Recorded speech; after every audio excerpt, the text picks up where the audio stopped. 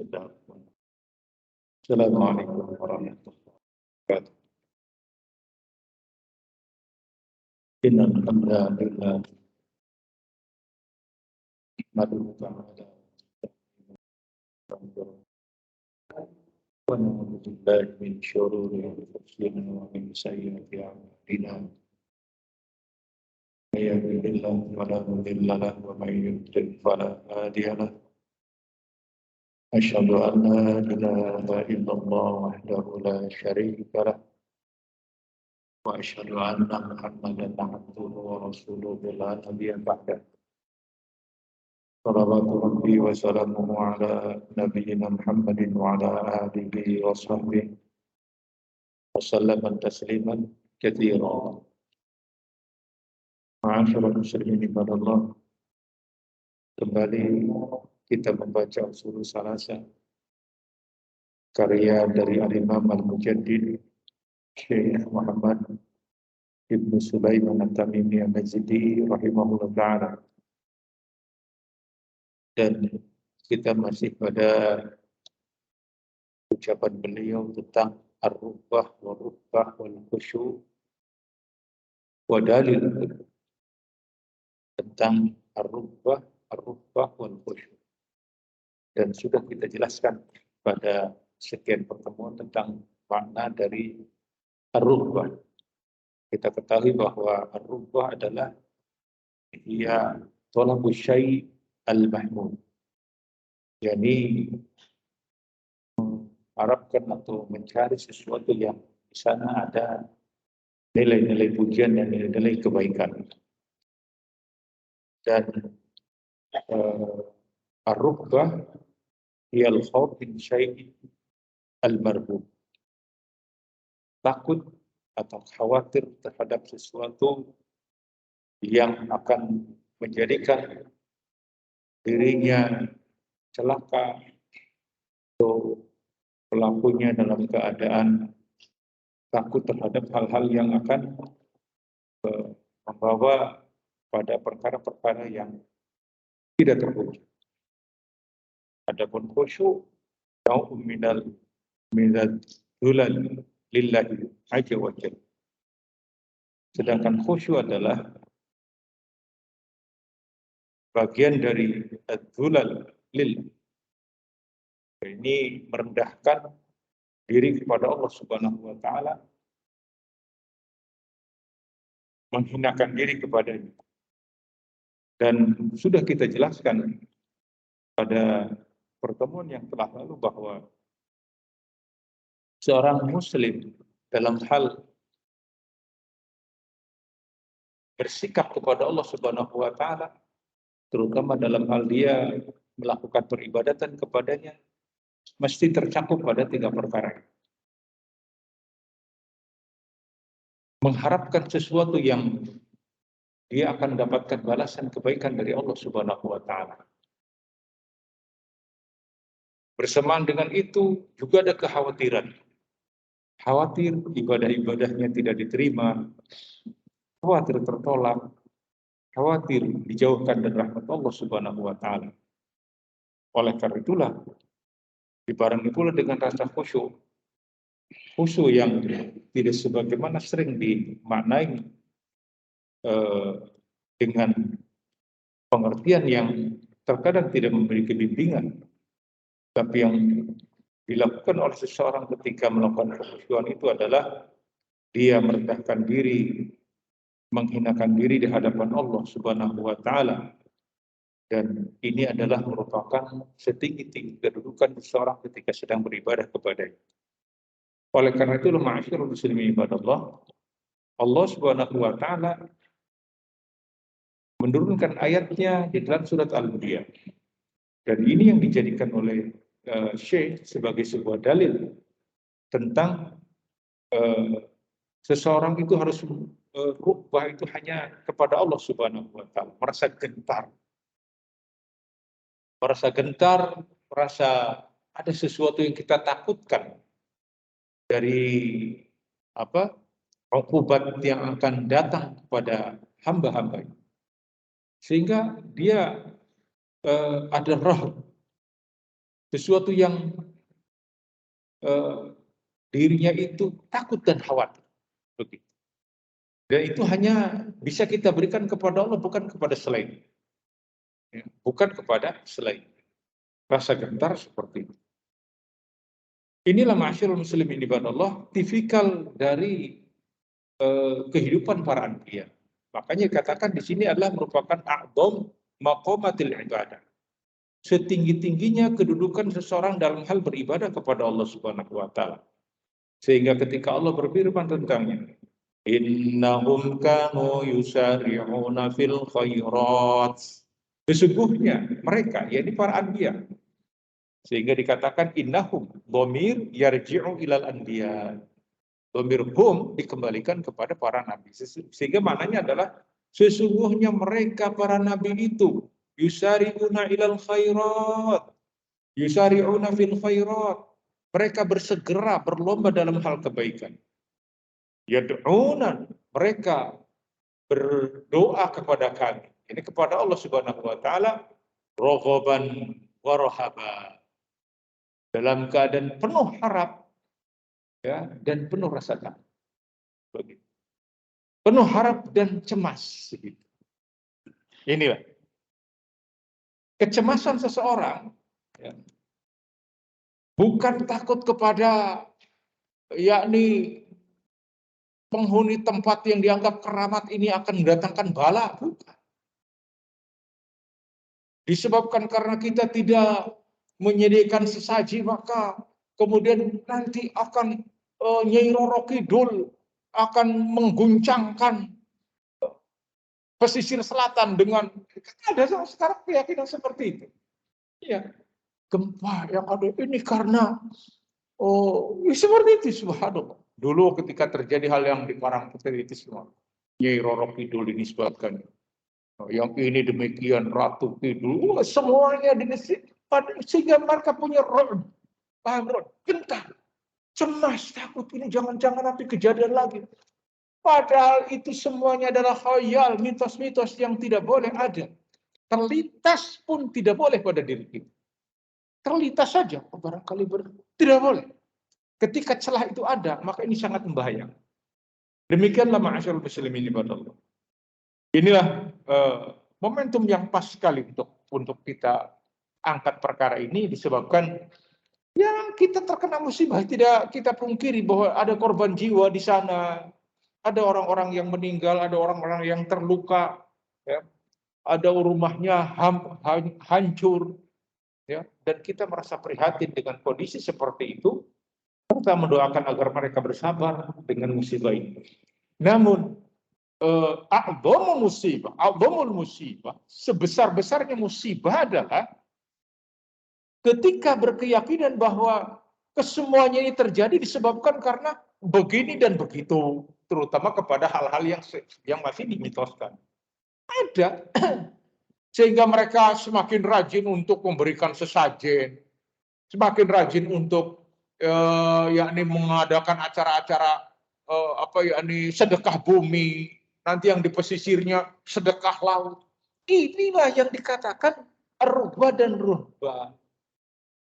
Mereka berharap diselamatkan, seraya mereka pun takut bahwa nanti akan terjadi hal yang seperti ini. Ini yang tidak boleh terjadi pada diri kaum muslimin. Bahwa semuanya datangnya dari Allah Subhanahu wa taala. Semuanya datangnya dari Allah Subhanahu wa taala. Inilah ma'asyiral muslimin ibadallah, hendaknya dipahami oleh kita semuanya. Oleh kita. Sangat berbahaya sekali. Ketika masuk keyakinan-keyakinan batil seperti itu, maka kita hendaknya banyak memohon kepada Allah Subhanahu wa taala ampunan. Ya, banyak memohon ampunan, bukan justru melakukan kedurhakaan yang akan mendatangkan lebih banyak lagi bala, bencana, ya, disebabkan karena seperti itu. Dan Allah Subhanahu wa taala tidak akan mengazab umat ini selama masih di sana ada orang-orang yang beristighfar kepada Allah Subhanahu wa taala. Wa ma kana Allahu yu'adzibahum wa anta fihi wa ma kana Allahu yu'adzibahum wa hum yastaghfirun. Dan tidaklah Allah akan menimpakan bencana, azab secara merata selama engkau masih ada di tengah-tengah mereka. Dan tidaklah Allah akan menurunkan azabnya secara merata, sedangkan di sana masih ada orang-orang yang beristighfar. Maka banyaklah mohon ampun kepada Allah atas musibah ini, ma'asyiral muslimin kepada Allah. Dan ya banyak hak ya di tengah-tengah keadaan seperti ini yang bikin runyam. Ya, mereka mengadakan ritual-ritual tertentu untuk tolak bala dan lain sebagainya. Yang ritual-ritual itu sebagai perwujudan daripada ruhbah dan ruhbah. Ini penting. Ini pentingnya belajar kita tentang perkara seperti ini. Ya, karena ruhbah dan ruhbah itu hanya kepada Allah Subhanahu wa taala. Kita takut Allah akan menurunkan azabnya kembali. Dan kita berharap Allah menurunkan rahmatnya kepada kita. Itu semuanya harap dan cemas itu kita berikan kepada Allah. Bukan kepada benda-benda mati. Bukan kepada makhluk yang tidak memiliki daya dan upaya seperti itu. Kemudian, ma'asyiral muslimin ibadallah, firman Allah Subhanahu wa taala, wa yad'unana raghaban ay tama'an lima indallah, tama'an fi husulil matlub. Wa yad'unana, mereka berdoa kepada kami, kata Allah Subhanahu wa taala, raghaban, dengan penuh harapan. Tama'an lima indallah. Mereka benar-benar tama'an, itu luar biasa keinginannya itu. Seseorang itu tidak boleh tamak dalam perkara-perkara dunia, lebih-lebih kepada milik orang lain. Ya, seharusnya ini bagian orang lain karena kita tamak diambil oleh kita. Tapi tamak dalam hal mengharapkan balasan dari Allah, kebaikan dari Allah, boleh tidak? Boleh, dan kita harus berlomba untuk itu. Benar-benar kita melakukan tamaan apa-apa yang ada di sisi Allah Subhanahu wa taala. Allah mengabulkan doa setiap hambanya, terutama di waktu-waktu yang diijabahnya doa. Sudah lewat penjelasan kita, bahkan sudah disebutkan oleh kita satu persatu. Maka ketika ada seseorang diberikan waktu, kesempatan untuk berdoa di waktu yang diijabah, maka dia benar-benar melakukannya tamak dalam perkara ini. Boleh tidak? Boleh tamak seperti itu. Kita tidak memperhatikan hal-hal yang lainnya. Tamak dalam perkara ini. Benar-benar tamak untuk mendapatkan apa yang ada di sisi Allah. Berupa rahmatnya, berupa maghfirahnya, berupa keberkahannya. Kita harus berlomba. Karena itu yang harus kita raih dalam kehidupan kita. Lihatlah bagaimana para sahabat Rasul yang dididik oleh Nabi kita alaihi salatu wassalam. Ketika ada sebuah kebaikan yang disebutkan, niscaya mereka adalah orang-orang yang terdepan melakukan. Ada kebaikan, saya di depan. Ada saya. Seperti itu. Bukan, mangga. Diserahkan kepada yang lain. Itu namanya tidak tamak dari kebaikan. Sudah ada kesempatan misalkan di saf terdepan. Malah mendorong orang, yang muda-muda ayo di depan. Itu namanya tidak tamak kepada kebaikan. Tapi orang yang tamak kepada kebaikan, maka dia akan berupaya untuk fastabiqul khairat, berlomba untuk mendapatkannya. Al-Imam Ibnul Mubarak menyebutkan dalam karya tulis beliau Kitabul Jihad. Beliau pantas dikatakan sebagai seorang mujahid karena hidupnya banyak, yakni tentang kehidupannya banyak dilakukan di medan perang pada masa itu. Abdullah Ibn Mubarak. Beliau menukilkan dalam sebuah kisah yang terjadi di zaman Rasulullah SAW. Ketika dikumandangkan, diperintahkan untuk jihad fisabilillah di zaman Rasul, berperang bersama Rasulullah SAW menghadapi orang-orang musyrikin, maka masing-masing dari kaum muslimin berupaya untuk mendaftarkan diri. Kalau ada 2 orang dari kalangan keluarga, bapak dan anak, salah satunya, 5 anaknya atau bapaknya, Begitu. Maka dua datang ini, dua sahabat Nabi, anak dan bapak, mendaftarkan diri untuk berperang bersama Rasulullah SAW. Kata Rasulullah, salah satu di antara kalian saja. Kata bapaknya, saya. Sebagai bapak yang lebih berhak. Kata anaknya, enggak. Saya juga sudah dewasa, saya juga berhak. Masing-masing pengen. Masing-masing pengen. Ya kalau kita, ya udahlah anak aja anak, kalian wakili saya. Tidak, ini anak, bapaknya tidak mau. Tetap, maksa. Apa yang terjadi oleh Rasulullah SAW diundi? Diundi. Ya kalau misalkan jam sekarang sih pakai anu lah, uang. Kamu pegang mana? Ini, nah ini. Yang keluar anak. Yang keluar, yang menang anak. Apa kata si bapak? Wahai anakku, ngalah saja, sudah ngalah untuk kamu. Apa jawab si anak? Wahai ayahku, ini urusannya jannah, urusannya surga untuk kebaikan. Kalau urusan yang lain aku siap mengalah, tapi kalau ini tidak. Si anak tidak mau mengalah, akhirnya berangkat bersama Rasulullah SAW di medan jihad dan tidak kembali melainkan sebagai seorang syuhada. Maka periode berikutnya si bapaknya pun berangkat, demikian pula Allah menetapkan sebagai syuhada. Dua orang, anak dan bapak, berlomba untuk seperti ini. Disebutkan oleh Al-Imam Ibnu Mubarak di dalam kitab beliau, kitab beliau. Ini menunjukkan ma'asyarul muslimin ibadallah, mereka yang berupaya untuk melakukan kebaikan itu benar-benar berlomba, tamak untuk mendapatkan seperti ini. Dalam satu riwayat pun disebutkan bahwa ketika Rasulullah SAW sedang di masjid, masuk menuju yakni ke Madinah itu, orang-orang yang dalam keadaan baru masuk Islam, dalam keadaan mereka pakaiannya compang-camping, istilahnya kekurangan. Sedih Rasulullah SAW melihat kondisi mereka. Maka kata Rasulullah SAW, siapakah di antara kalian yang memiliki kelebihan berupa pakaian atau makanan yang bisa diberikan kepada mereka yang baru datang? Seorang sahabat pulang ke rumahnya, dia membawa yakni satu gendongan berupa kurma.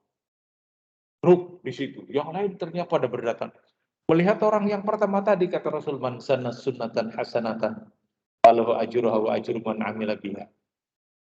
Barang siapa yang menjalankan satu kebaikan, amalan satu kebaikan, maka baginya pahala dan pahala orang yang mengikuti atau yang melihat. Orang yang pertama inilah yang menjadi katakanlah pelopor untuk, maka orang-orang pada datang untuk mengumpulkan sampai bertumpuk dan diberikan kepada ini satu kaum yang fakir miskin tadi. Ini menunjukkan bahwa betapa para sahabat Rasul berupaya untuk berlomba di dalam kebaikan. Berlomba untuk melakukan kebaikan-kebaikan. Apakah mereka orang yang kelebihan harta? Tidak juga. Tidak juga, karena mereka bersemangat. Sebagaimana yang disebutkan dalam kisah tentang yakni ada riwayat yang disebutkan kepada Jabir bin Abdullah atau selainnya, bahwa ketika ada seorang tamu dari seseorang yang datang kepada Rasul untuk bertamu, dan kemudian Rasulullah SAW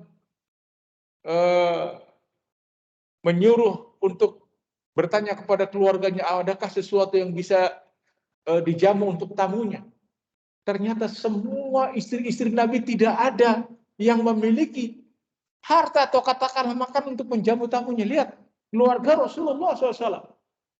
Khairul anam. Sebaik-baiknya manusia. Ternyata beliau dalam keadaan apa kekurangan. Tidak ada yang bisa untuk disuguhkan tamu. Maka kata Rasulullah, siapa di antara kalian yang bisa menjamu tamuku? Tentu maju. Saya Rasulullah. Sahabat itu. Maka dibawa tamunya ini kepada keluarganya ke rumahnya untuk dijamu. Ditanyakan kepada istri, adakah makanan? untuk tamunya Rasulullah SAW. Kata dia, tidak ada kecuali makanan untuk anak-anak kita. Udah tidurkan anak-anak. Disuguhkan makanan untuk tamu Rasulullah SAW tadi, makanan yang harusnya untuk jatah anak-anak. Anak-anaknya dihibur supaya dia tertidur, dimatikan lampunya, makan. Oh, sudah makan, diutamakan tamunya. Lihat ma'asyal muslimin ibadah Allah. Betapa berlombanya. Orang ini mungkin zaman sekarang, aduh memberat-beratkan diri lah, itu dan ini. Dalam keadaan di kulkasnya ada, di dapurnya banyak. Masih saja ngomong ini memberat-beratkan. Ini lihat bagaimana pendidikan yang diberikan oleh Nabi kita alaihissalam. Bukan dalam rangka untuk bermewah-mewah, tapi dalam rangka untuk yakni berlomba dalam kebaikan. Berlomba di dalam kebaikan. Itulah ma'asyarul muslimin di bawah. Memang yakni grade kita beda, ya. Kualitas kita memang beda dengan kualitas para sahabat Rasul. Demikianlah mereka lebih mengutamakan untuk orang lain, ya. Mengutamakan, apalagi disebutkan bahwa ini tamu Rasulullah, menunjukkan bahwa mereka begitu memuliakan tamu. Karena tamu yang mereka diberikan hidangan makanan itu adalah tamu dari Rasulullah Shallallahu Alaihi Wasallam. Demikianlah masyaallah muslimin ibadah Allah. Terkadang kita masih banyak berpikir, masa berkalkulasi, kalau saya berikan nanti saya gimana? Kalau saya berikan untuk anak-anak nanti bagaimana? Anak istri, ini makanan untuk anaknya diberikan kepada tamunya tadi dalam keadaan makan dalam keadaan gelap-gelapan sengaja, ya, dan anak-anaknya dihibur. Ini hal-hal yang luar biasa. Mungkin kita menganggapnya ini berlebihan sikap seperti itu, keterlaluan. Ya beda cara berpikir kita, cara berpikir kita, cara bersikap kita dengan sikapnya para sahabat Rasul alaihi salatu wasallam. Ya pantas. Kita tidak bisa sebanding dengan mereka. Tidak bisa dibandingkan dengan mereka. Pantas mereka mendapat pujian dari Allah Subhanahu wa taala. Sabiqunal awwalun minal muhajirin wal ansar wal ladzina tabauhum bi ihsanin radhiyallahu anhum wa radu'an. Ya.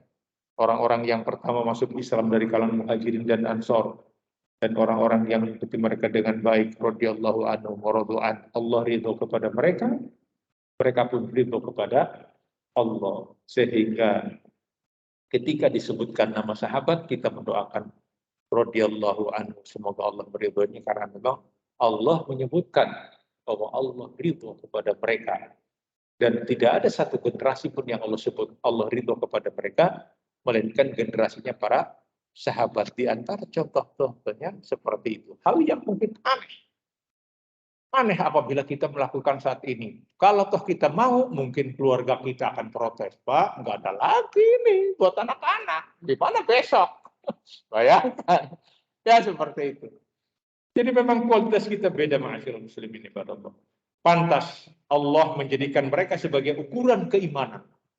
Ukuran keimanan. Nah, ukuran seseorang mendapatkan hidayah atau tidak menjadi ukurannya mereka.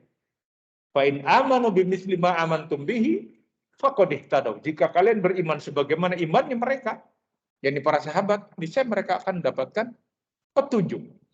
Demikianlah ma'asyiral muslimin ibadallah. Sehingga tidak aneh bahwa manusia berupaya untuk memangkas agar kita tidak mengikuti para sahabat, karena para sahabat Nabi alaihi wasallam adalah orang-orang yang telah mempraktekkan apa yang telah dilakukan oleh Allah Subhanahu wa taala kepada nabinya berupa ayat-ayat Al-Qur'anul Karim yang turun kepada mereka. Kemudian kalimat warahaba, ar-rahab, sudah kita jelaskan pada pertemuan yang pada tadi di awal. Ar-rahab itu adalah perasaan khawatir. Maka kata Syekh Al-Fauzan Hafizahullah, yang dimaksud dengan rahaban adalah khaufan minna, mereka takut, khawatir kepada kami.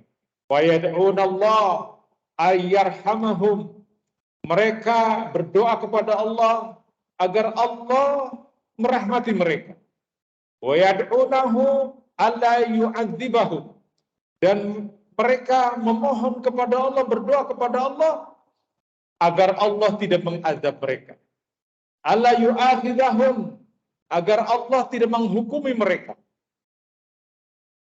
Rabbana la tu'akhidna in nasina au akhtana. Wahai Rabb kami, la tu'akhidna, jangan hukumi kami. Ya, jangan siksa kami. Maka di sini mereka berdoa, Allah yu'akhidahum, agar mereka tidak disiksa oleh Allah Subhanahu wa taala. Wa alla yu'aqibahum, dan agar mereka tidak diiqab, tidak dihukum. Ini lihat, para sahabat melakukan seperti itu, para anbiya berdoanya seperti itu. Ya, berdoanya kepada Allah seperti itu. Wa yad'unana raghaban wa rahaba. Mereka memohon kepada Allah agar mereka diterima ibadahnya, agar diturunkan rahmat kepada mereka, agar diberikan keberkahan kepada mereka, seraya mereka pun takut, khawatir, sehingga mereka memohon kepada Allah agar tidak diturunkan azab kepada mereka, tidak dihukum mereka ini, ya, tidak tidak diazab, tidak diikut, tidak dihukumi oleh Allah Subhanahu wa taala. Lihat, siapa ini? Para nabi. Doanya seperti itu, permohonan. Wa hum yatma'una fi rahmatillah. Mereka benar-benar memohon agar mereka diberikan rahmat oleh Allah Subhanahu wa taala, wa yakhafuna min azabih, dan mereka takut terhadap azab Allah Subhanahu wa taala. Itulah ma'asyiral muslimin ibadallah, maka mereka berupaya untuk melakukan seperti itu. Sebagaimana Allah sebutkan dalam surat Al-Isra. Ulaikal ladzina yad'una yabtaguna ila rabbihimul wasilata ayyuhum aqrab wa yarjuna rahmatahu wa yakhafuna 'adzabah. Ulaika, itulah mereka. Ini ditujukan kata-kata itulah mereka, yaitu hamba-hamba Allah, orang-orang yang beriman dari kalangan para anbiya, para mursalin, para solihin, orang-orang yang baik, yang menjadi keteladanan kita semua, yang kita ingin bersama mereka, karena mereka telah mendapatkan an'amta alaihim, telah mendapatkan kenikmatan dari Allah Subhanahu wa taala yang telah diberikan kepada mereka. Sehingga dalam sholat kita, Siratal ladzina an'amta 'alaihim, jalan orang-orang yang telah Kau berikan nikmat. Siapa? Ini. Ya. Para solihin, para anbiya, para mursalin, para siddiqin, orang-orang yang memang jujur imannya, orang yang benar, orang yang sudah mengalami masa-masa yang luar biasa dalam kehidupan. Maka orang-orang yang seperti ini, ulaika yad'una, itulah mereka-mereka yang memohon kepada Allah, beribadah kepada Allah, mendekatkan diri kepada Allah, yabtaguna ila rabbihimul wasilah, yang mereka mencari jalan kepada Allah Subhanahu wa taala. Mencari jalan atau wasilah, yang sering dalam istilah kita ini tawasul. Tawasulnya dengan ibadah yang baik, dengan sholat, dengan amal-amal saleh, dengan sedekah, dengan puasa, dengan takwa kepada Allah, dengan segala kebaikan yang ada. Itulah yang dikatakan tawasul. Bukan tawasul mendatangi kuburan keramat, tilakatan di situ, memohon di situ kepada orang yang telah mati dalam rangka untuk tawasul. Ini salah besar. Makanya lihat, amalan seperti itu dikatakan ila rabbihimul wasilah. Mereka mencari jalan kepada Allah. Mencari jalannya dengan cara apa? Dengan cara tirakatan di tempat keramat? Bukan. Dengan cara memohon kepada Allah. Dengan cara beribadah kepada Allah. Dengan cara melakukan kebaikan-kebaikan yang Allah akan cinta dan ridho kepadanya. Allahumma inni as'aluka ridhoka. Ya Allah, aku meminta kepada untuk mendapatkan keridhaan. Itu doa-doa yang dipanjatkan oleh mereka. Apa dia perkara-perkara yang diridhoi Allah Subhanahu wa taala? Segala sesuatu yang Allah ridhoi dan cintai berupa amal-amal kebajikan. Apa? Banyak. Seseorang mendekatkan diri kepada Allah dengan sholatnya, dengan bangun di tengah malamnya.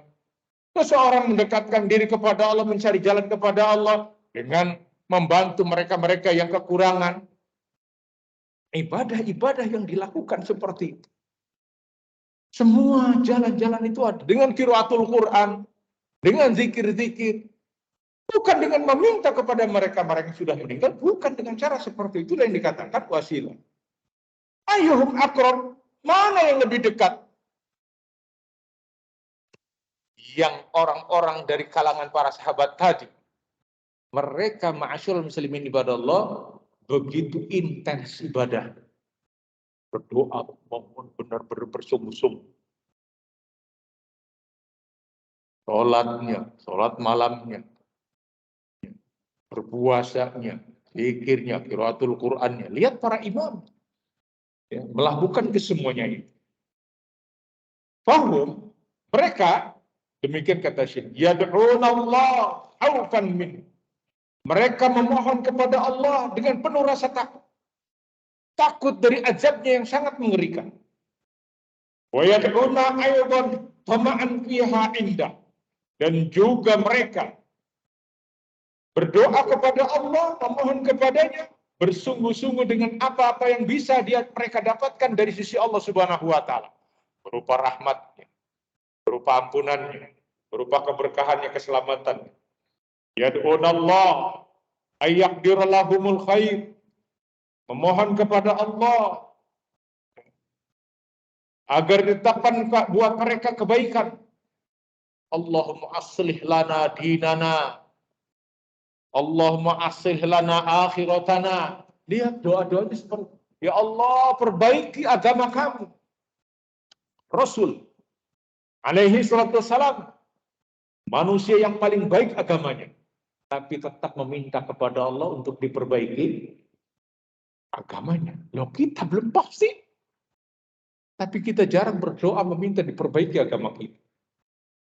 Akhirat kita belum pasti, sedangkan Rasulullah SAW sudah pasti. Para sahabat yang sudah dijelaskan siapa mereka yang menjadi penghuni surga, sudah pasti. Abu Bakar fil jannah, Umar fil jannah, Utsman fil jannah, Ali fil jannah. Abu Bakar di surga, Umar di surga. Lihat bagaimana Abu Bakar As-Siddiq. Ketika ditanya oleh Rasul, siapa di antara kalian yang pada hari ini berpuasa? Aku ya Rasul. Siapa yang hari ini mengantarkan jenazah? Aku ya Rasulullah. Siapa yang ngangkat terus? Abu Bakar As-Siddiq ketika ditanya siapa, ngangkat. Menunjukkan walaupun dia penghuni surga, tapi berlomba dalam kebaikan. Kita bagaimana dengan keadaan kita? Harus sunnah ba'diyah maghrib, rasanya sudah dapat kapling di surga. Ya subhanallah. Luar biasa kita ini. Hah? Keluar sholat subuh, saya kan tadi qobliyah subuh, harun minad dunya wa ma fiha, lebih baik dari dunia dan sisi. Kayaknya sudah stempel dapat,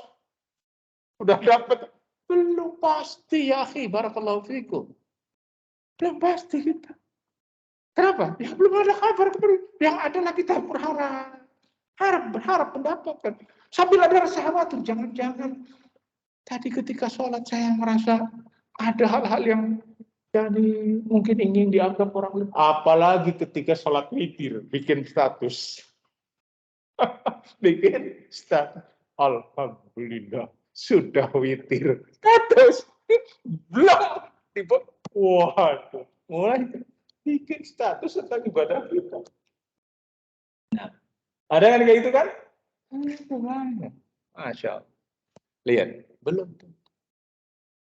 Mungkin ada unsur ria di situ, ingin dilihat orang, ingin didengar orang, ingin dipuji manusia. Kita mesti berhati-hati, masyaallah muslimin ibadah.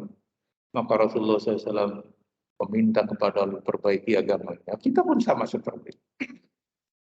Ada perasaan khawatir, tidak diterima, berharap kita mendapatkan ampunan, maghfirah dari Allah Subhanahu wa taala. Wa yadfa'u anhum syarr, agar kita Memohon kepada Allah agar kita dijauhkan dari syar kejelekan-kejelekan. Wa kanu lana khashi'in.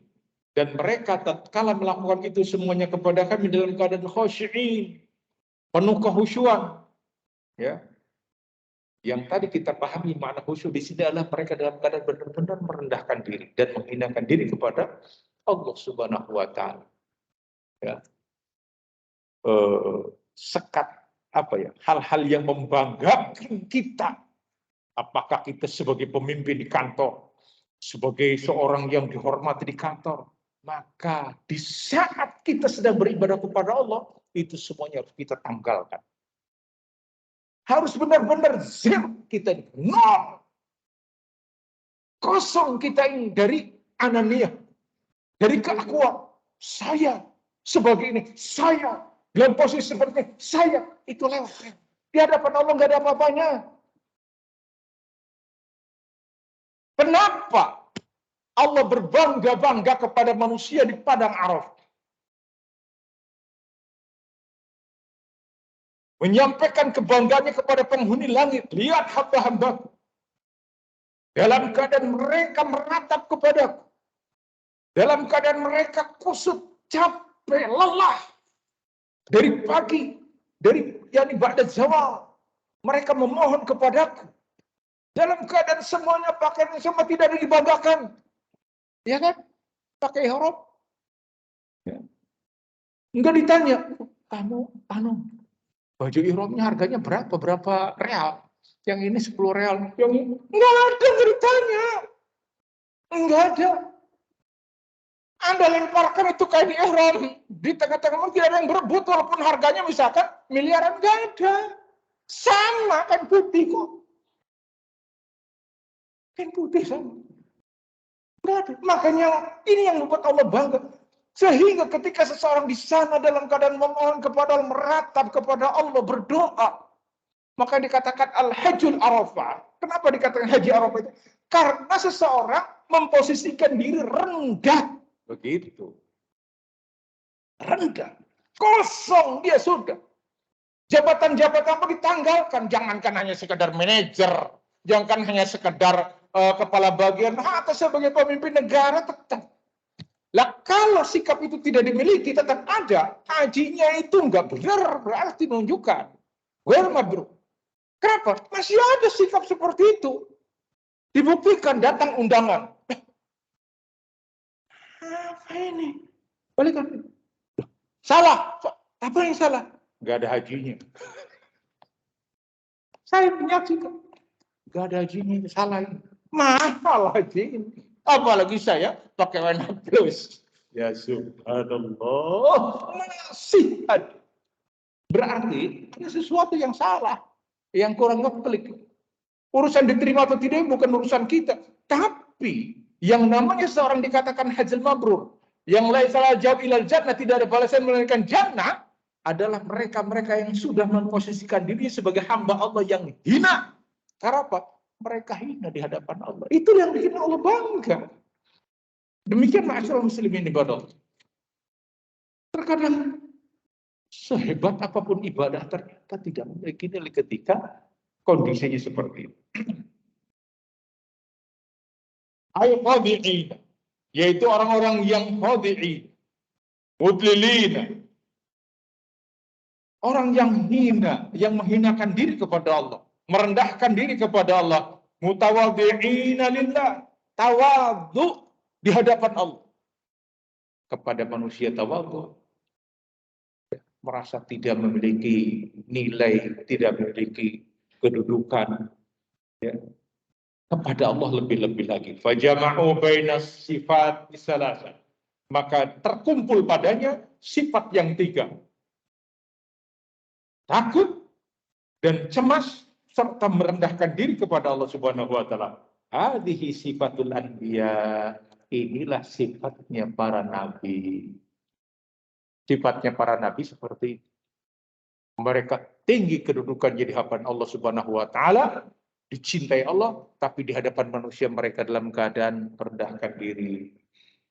Ya, dalam keadaan tawadhu, memuliakan manusia. Demikianlah sifatnya para nabi. Wa hadhihi anwa'u tsalas min anwa'il ibadah. Inilah 3 perkara yang menjadi bagian dari peribadatan kita kepada Allah Subhanahu wa taala. Wa fiha, pada perkara ini, raddun ala sufiyah, ada bantahan kepada orang-orang sufi. Apa maksudnya bantahan kepada orang sufi? Orang-orang sufi itu menyatakan nahnu la na'budullah raghaban fi thawabihi. Kami beribadah kepada Allah tidak mengharapkan balasannya, tidak mengharapkan pahala dari Allah. Wala khaufan min iqabih, kami pun tidak takut dengan azab Allah. Wa innama na'buduhu mahabbatun faqat. Kami beribadah kepada Allah karena kami benar-benar karena rasa cinta kepadanya. Bagus kan? Bagus enggak? Kami tidak takut diazab oleh Allah. Dan kami pun tidak mengharapkan pahalanya. Tapi karena kami melakukan ibadah, karena kami karena cinta kepada Allah. Kata Syekh, hadal khata. Kalaman batil. Ini adalah ucapan yang batil. Tidak benar. Kenapa? Para nabi ketika mereka beribadah kepada Allah mengharapkan balasan dari Allah. Mengharapkan pahala dari Allah. Dan ketika mereka pun beribadah kepada Allah, mereka takut dengan azab Allah. Lah kemudian muncul ada manusia. Bukan nabi, bukan rasul, bukan orang-orang yang Allah katakan sebagai manusia terbaik. Tapi menyatakan kami tidak takut itu semuanya. Karena kami beribadah semata-mata karena cinta kepada Allah Subhanahu wa taala. Memang para rasul ketika beribadah tidak ada rasa cinta. Justru mereka adalah orang yang paling cinta kepada Allah. Tumbuhnya rasa cinta disebabkan ilmu yang datang kepada mereka. Ilmu yang datang dari Allah Subhanahu wa taala agar mereka melakukan kesemuanya itu di dalam hal peribadatan kepadanya. Inilah ma'asyiral muslimin kepada Allah yang terkadang sering membuat kita terkagum-kagum. Aduh hebat itu ya. Ikhlas benar. Berarti para rasul tidak ikhlas. Rasul ikhlas. Keikhlasannya bukan diukur oleh manusia, tapi sesuai dengan apa yang diinginkan oleh Allah Subhanahu wa taala. Jadi maksudnya bahwa ucapan tidak batil li'annal anbiya, karena para nabi ya Allah beribadah kepada Allah raghaban, ada rasa harap, warahaban, dan ada rasa khawatir, wahum akmalul khalq, dan mereka adalah sesempurna-sempurna makhluk ciptaan. Berarti yang jadi ukuran dalam hal peribadatan adalah para rasul bagaimana? Nah, jangan tertipu dengan ucapan manusia. Cinta, cinta, cinta. Belum tentu. Nah inilah ma'asyiral muslimin ibadah Allah. Pentingnya kita punya ilmu. Bahwa cinta, tidak dipungkiri lagi kita beribadah harus ada rasa cinta. Dan sudah lewat penjelasannya pada pertemuan-pertemuan yang telah lalu. Kalau karena ibadah yang tidak diiringi rasa cinta, maka hambar. Bagaimana kita mau bangun malam, bagaimana kita mau ingin sholat berjamaah, kalau kecintaan dalam hal peribadatan kepada Allah tidak ada. Tapi yang dimaksud dengan kecintaan kepada Allah adalah agar berdas ibadah kita memiliki kesungguhan dan ada keinginan yang kuat, ya, disebabkan karena kecintaan kita kepada Allah Subhanahu wa taala. Dan para nabi pastinya adalah orang-orang yang paling cinta kepada Allah melebihi dari kita semuanya. Maka semoga Allah Subhanahu wa taala memberikan taufik kepada kita untuk bisa menjalankan 3 perkara ini. Sesederhana apapun yang bisa kita melakukannya, tetap harus ada rasa rubah, perasaan harap dan perasaan khawatir serta penuh yakni kekhusyuan kita kepada Allah Subhanahu wa taala, ketundukan di dalam hal beribadah kepadanya. Wallahu a'lam bishawab. Insyaallah akan kita lanjutkan pada pertemuan yang akan datang. Wassallallahu ala nabiyina Muhammadin wa ala alihi wasallam tasliman katsira. Wa akhiru da'wana alhamdulillahi rabbil alamin. Assalamualaikum warahmatullahi wabarakatuh.